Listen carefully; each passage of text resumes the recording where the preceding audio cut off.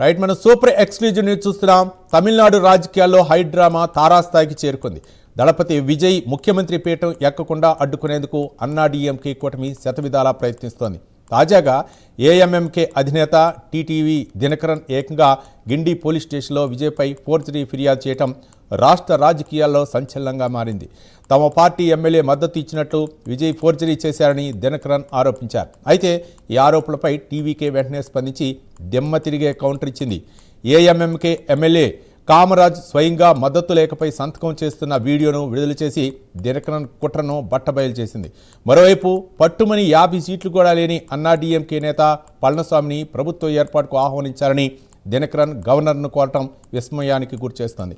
ఇదే సమయంలో గవర్నర్ కూడా విజయ్ ప్రభుత్వ ఏర్పాటుకు మళ్లీ కొత్త మెలకులు పెడుతుండటంతో రాజ్భవన్ వేదికగా రాజకీయాలు మరింత వేడెక్కాయి. అన్నాడీఎంకే కూటమి పడుతున్న ప్రతి కుట్రను టీవీకే శ్రేణులు ఎప్పటికప్పుడు తిప్పికొడుతూ దళపతికి అండగా నిలుస్తున్నాయి. ఇదే అంశానికి సంబంధించి మరింత సమాచారం మా ఎడిటర్ రాజు మరిన్ని వివరాలు అందిస్తారు. రాజు. రైట్ రవి, మొత్తానికి తమిళనాడులో విజయ్ని ఎట్టి పరిస్థితుల్లో కూడా ముఖ్యమంత్రి పీఠం మీదకి కూర్చోకూడదు అనేటటువంటి ఏకైక ఉద్దేశంతో అన్నాడీఎంకే కూటమి తీవ్ర స్థాయిలో ప్రయత్నాలు చేస్తోంది. ఇందులో భాగంగానే గవర్నర్ పెడుతున్నటువంటి కొత్త మెలుకలకు కూడా అన్నాడీఎంకే కూటమిలో ఉన్నటువంటి బీజేపీ చేస్తున్నటువంటి కుట్రలే అనేటటువంటి ఒక రకమైనటువంటి విమర్శలు ఆరోపణలు వ్యక్తమవుతూ ఉన్నటువంటి సిచ్యువేషన్. మరి ఈ నేపథ్యంలోనే అన్నాడీఎంకే వెనక నుంచి చక్రం తిప్పుతోంది విజయ్ నెట్టి పరిస్థితిలో ముఖ్యమంత్రి కానీయకుండా. ఈ నేపథ్యంలోనే టీటీవీ దినకరన్, ఎవరైతే జయలలిత మేనలుడిగా ఉన్నటువంటి టీటీవీ దినకరన్ ఉన్నారో ఆయన ఒక పార్టీ పెట్టడం జరిగింది. ఆయన ఏఎంఎంకే అనేటటువంటి ఒక పార్టీ పెట్టారు. ఆ పార్టీ ఎన్నికల్లో పోటీ చేసింది. అందులో ఒక వ్యక్తి మాత్రమే ఒక ఎమ్మెల్యేగా గెలిచినటువంటి పరిస్థితి. కామరాజ్ అనేటటువంటి ఒక పర్సన్ ఎమ్మెల్యేగా గెలిచాడు.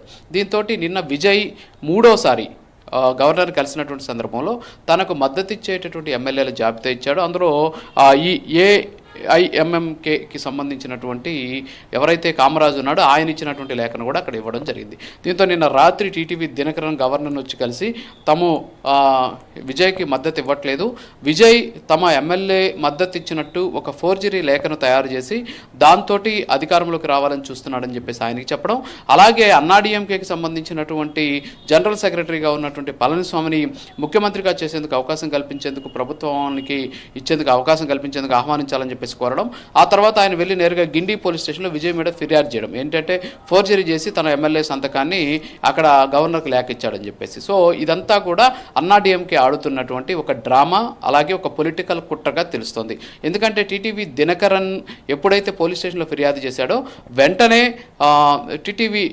విజయ్కి సంబంధించినటువంటి టీవీకేకి సంబంధించి ఒక వీడియోని రిలీజ్ చేయడం జరిగింది. ఏంటి ఆ వీడియో అంటే, ఆ వీడియోలో చాలా స్పష్టంగా ఉంది కామరాజ్ అనేటటువంటి వ్యక్తి విజయ్కి మద్దతుగా లేఖ మీద సంతకం పెడుతూ ఉన్నటువంటి వీడియోని రిలీజ్ చేసినటువంటి సిచ్యువేషన్. సో దీంతో ఇప్పుడు టీటీవీ దినకరన్ చేసినటువంటి విమర్శలకి ఒక్కసారిగా వాల్యూ లేకుండా పోయినటువంటి పరిస్థితి. సో ఇదంతా కూడా చూస్తూ ఉంటే మొత్తం కూడా అన్నాడీఎంకే చేస్తున్నటువంటి కుట్రగా మనకు స్పష్టంగా కనిపిస్తూ ఉన్నటువంటి పరిస్థితి. మరోపక్క గవర్నర్ కూడా మెలికలు పెడుతూ ఉండడం ప్రతిసారి కూడా వాస్తవంగా భారత రాజ్యాంగం కావచ్చు, అంతేకాకుండా గతంలో వచ్చినటువంటి కొన్ని సుప్రీంకోర్టు తీర్పులు కూడా చాలా స్పష్టంగా గవర్నర్ అధికారాలను, అలాగే ప్రభుత్వ ఏర్పాటులో హంగ్ ఏర్పడితే ఎలాంటి చర్యలు తీసుకోవాలి అనేటటువంటి దాని మీద స్పష్టమైనటువంటి తీర్పులను గతంలో ఇచ్చినటువంటి పరిస్థితి. కర్ణాటకకు సంబంధించినటువంటి ఎస్ఆర్ బొమ్మాయి అనేటటువంటి ఆయన కేసులో చాలా స్పష్టంగా చెప్పడం జరిగింది. ఎవరైతే రాష్ట్రంలో మ్యాజిక్ ఫిగర్ అందుకోనటువంటి పార్టీ ఉంటుందో అప్పుడు అతిపెద్ద పార్టీగా ఉన్నటువంటి పార్టీని ప్రభుత్వ ఏర్పాటుకు ఆహ్వానించాలి. ఆహ్వానించిన తర్వాత బల పరీక్ష నిర్వహించాలి. ఎక్కడ నిర్వహించాలంటే రాజ్భవన్లో కాదు, అసెంబ్లీలో బల పరీక్ష నిర్వహించాలి.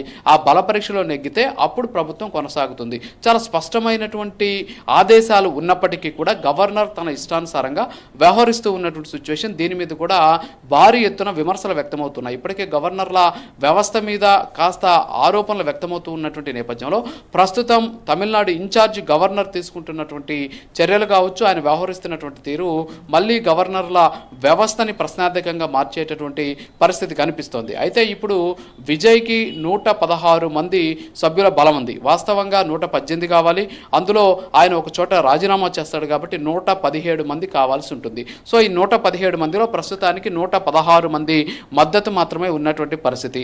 అందులో 107 మంది వచ్చేసి వీసీ ఏదైతే టీవీకేకి సంబంధించి అంటే విజయ్కి సంబంధించినటువంటి ఎమ్మెల్యేలు, ఒక 2 సిపిఐ, అలాగే ఇంకొక 2 సిపిఎం నుంచి, ఒక 5 మంది వచ్చేసి కాంగ్రెస్ పార్టీకి సంబంధించిన ఎమ్మెల్యేలు ఉన్నారు. అయితే వీసీకేకి సంబంధించినటువంటి 2 ఎమ్మెల్యేలకు సంబంధించి మద్దతు ఇస్తారని చెప్పి తెలిసినా సరే నిన్న ఆ పార్టీకి సంబంధించినటువంటి నాయకులు ఒక జూమ్ మీటింగ్ ఏర్పాటు చేసుకున్నారు. అది అర్ధరాత్రి వరకు కూడా కొనసాగినటువంటి పరిస్థితి. దాని మీద ఇంకా కూడా స్పష్టత రానటువంటి సిచ్యువేషన్. సో ఓవరాల్గా చూస్తే విజయ్ని ఎట్టి పరిస్థితుల్లో కూడా ముఖ్యమంత్రి పీఠ మీద కూర్చోపెట్టకూడదు అనేటటువంటి భారీ కుట్రని అన్నాడీఎంకే తెరలేపినటువంటి సిచ్యువేషన్. పట్టుమని 50 మంది కూడా లేరు ఎమ్మెల్యేలు, 49 మంది అన్నాడీఎంకే ఎమ్మెల్యేలు ఉన్నారు. ఒకడు ఇందాక మనం చెప్పినటువంటి టీటీవీ దినకరన్ చెప్పినటువంటి ఆ పార్టీకి సంబంధించినటువంటి ఎమ్మెల్యే. సో 50 మంది ఉన్నటువంటి వాళ్ళే ప్రభుత్వ ఏర్పాటుకు ఆహ్వానించాలని చెప్పేసి గవర్నర్ను కోరడం ఇది మరీ విడ్డూరంగా ఉన్నటువంటి పరిస్థితి. అంటే ఒక రకంగా చెప్పాలంటే పోటీ ఉంది అనేటటువంటి ఒక వాదన వ్యక్తం చేసేటటువంటి ప్రయత్నం. సో ఓవరాల్గా చూస్తే తమిళనాడులో విజయ్కి వ్యతిరేకంగా అన్నాడీఎంకే తీవ్ర స్థాయిలో పావులు కదుపుతోంది.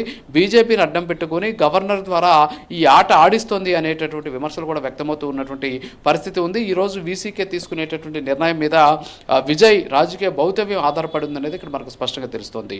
రవి, అయితే రాజు ఇప్పటికే 3 సార్లు గవర్నర్ కలిశారు టీవీకి అధినేత విజయ్. మరొకసారి కాంగ్రెస్ పరిస్థితి అయితే మాత్రం ఓ పక్క డిఎంకేకు ఆ మధ్య గందరగోళ పరిస్థితులు ఏర్పడ్డాయి, మరోపక్క కనిమొళి కూడా లేఖ రాయటం జరిగింది, కాంగ్రెస్తో తెగదెంపులు చేసుకున్నాయి. అంటే ఒక విధంగా చూస్తూ ఉంటే ఇక్కడ రాజకీయ వాతావరణం ఏ విధంగా ఉందనుకోవచ్చు రాజు? అయితే ఇక్కడ ఒకటి ఏంటంటే కాంగ్రెస్ డిఎంకే మధ్య ఉన్నటువంటి పొత్తు అనేది ఇక్కడ ఇంపార్టెంట్ కాదు. ఎందుకంటే డిఎంకే కాంగ్రెస్ రెండు కూడా ఎప్పుడు కలిసే ఉంటాయి. సరే, వాళ్ళు భావోద్వేగ పరిస్థితుల్లో లేఖ రాసి ఉండవచ్చు నిన్న, ఎందుకంటే నిన్న కనిమొళి ఒక లేఖ అయితే రాసినటువంటి పరిస్థితి. కానీ డిఎంకే అధినేత స్టాలిన్ గ్రీన్ సిగ్నల్ ఇవ్వకుండా కాంగ్రెస్ ఇక్కడ సపోర్ట్ చేసింది అని అనుకోవడం కష్టం. ఎందుకంటే ఇప్పటికే మల్లికార్జున ఖర్గే కావచ్చు, ఏఐసిసి అధ్యక్షుడు, అలాగే ట్రబుల్ షూటర్గా కర్ణాటక రాజకీయాల్లో ట్రబుల్ షూటర్గా ఉన్నటువంటి కాంగ్రెస్ పార్టీకి సంబంధించినటువంటి డిప్యూటీ సీఎం శివకుమార్, వీళ్ళంతా కూడా ఇప్పటికే స్టాలిన్తో కూడా మంతనాలు జరిపారు. సో స్టాలిన్తో మంతనాల అనంతరమే లెఫ్ట్ పార్టీలు మద్దతు ఇచ్చినటువంటి పరిస్థితి. ఇక వీసీకే మాత్రం ఖచ్చితంగా డిఎంకేతోనే ఉంది. సో అది కూడా ఇవాళ కన్ఫర్మ్ చేసేటటువంటి అవకాశాలు ఉన్నాయి. సో ఎట్టి పరిస్థితుల్లో కూడా డిఎంకేకి సంబంధించినటువంటి సపోర్టు విజయ్కి ఉంది. కాకపోతే ఇక్కడ రాజకీయం చేస్తుందంతా కూడా AIADMK. At the same time AIADMK కూటమిలో ఉన్నటువంటి బీజేపీ గవర్నర్ ద్వారా ఈ ఆట ఆడిస్తోంది అనేటటువంటి తీవ్ర స్థాయి విమర్శలు అయితే వ్యక్తమవుతూ ఉన్నటువంటి పరిస్థితి. ఎందుకు అంటే కనీసం ఇప్పటి వరకు కూడా అంటే నిబంధనలు చెబుతున్నాయి, రాజ్యాంగ నిబంధనలు ఉన్నాయి, at the same time supreme court ఇచ్చినటువంటి తీర్పులు ఉన్నాయి, ఫ్లోర్ టెస్ట్ నిర్వహించాలి. ఇన్ని రోజుల పాటు ఉండేటటువంటి అవకాశం లేదు. 10వ తేదీ దాటితే అంటే 4వ తేదీ వచ్చింది అంటే 1 వీక్ దాటితే ప్రభుత్వంగా ఆ రాష్ట్రంలో ఏర్పడకపోతే రాష్ట్రపతి పాలన విధించడమో లేకపోతే ఎన్నికలకు వెళ్ళడమో చేసేటటువంటి పరిస్థితి ఉంది. ఇదంతా కూడా గవర్నర్ కావాలని చెప్పేసి తాత్సారం చేస్తున్నాడేమో అనేటటువంటి ఒక రకమైనటువంటి వాదన విమర్శ కూడా వ్యక్తమవుతూ ఉన్నటువంటి పరిస్థితి. సో గవర్నర్కి ఎంతమంది సభ్యులు ఉన్నారో అవసరం లేదు. ఆ రాష్ట్రంలో ఏ పార్టీకి అయితే అత్యధికంగా సీట్లు వచ్చాయో ఆ పార్టీని ప్రభుత్వ ఏర్పాటుగా ఆయన ఆహ్వానించాల్సిందే.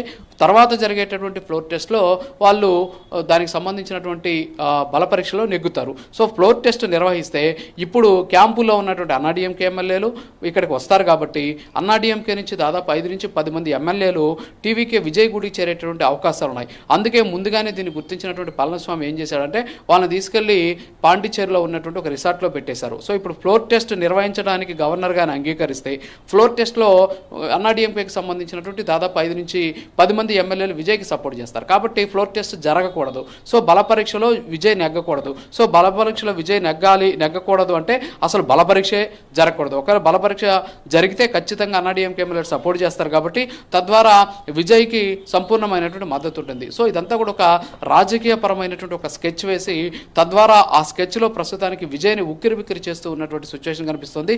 ఇదంతా కూడా అన్నాడీఎంకే బీజేపీ ముసుగులో జరుగుతున్నటువంటి ఒక కుట్రగా తమిళనాడులో టీవీకే ఆరోపిస్తూ ఉన్నటువంటి సిచ్యువేషన్ కనిపిస్తోంది. Ravi, right, thank you Raju.